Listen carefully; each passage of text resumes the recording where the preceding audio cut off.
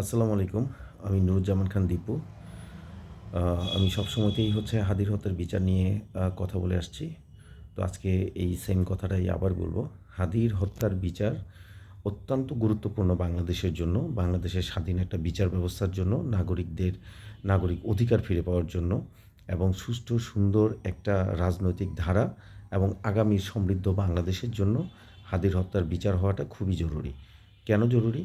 আমরা সবাই জানি হাদির হত্যাকাণ্ডের পিছনে অনেক টাকার লেনদেন হয়েছে এবং হাদির হত্যার পিছনে অবশ্যই পার্শ্ববর্তী দেশসহ অনেক বড় বড় রাঘব বোয়ালরা জড়িত এবং এদেরকে যদি আইনের আওতায় এনে যদি স্বচ্ছ একটা বিচার যদি করতে হয়, তাহলে অবশ্যই আমাদের বিচার ব্যবস্থা স্বাধীন হইতে হবে এবং বিচার ব্যবস্থা যদি স্বাধীন না হয়, তাহলে হাদির হত্যার বিচারটাকে নানানভাবে টেম্পারিং করার চেষ্টা করা হবে, যেটা এখন হচ্ছে।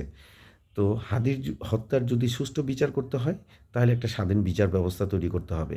আর স্বাধীন বিচার ব্যবস্থার মাধ্যমে যদি হাদির হত্যার প্রকৃত বিচার যদি হয়, তাহলে বাংলাদেশে ইনসাফ কায়েম হবে এবং ইনসাফ কায়েম হলে নাগরিকদের অধিকার ফিরে পাবে, বাংলাদেশের সার্বভৌমত্ব রক্ষা হবে এবং স্বাধীন একটা বিচার ব্যবস্থার মাধ্যমে বাংলাদেশের অলমোস্ট প্রায় সবগুলো সমস্যাই সমাধান হবে।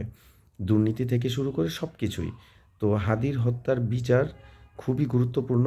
হাদির হত্যার বিচার না হওয়া পর্যন্ত আমরা কখনোই আমাদের এই সংগ্রাম থামাবো না।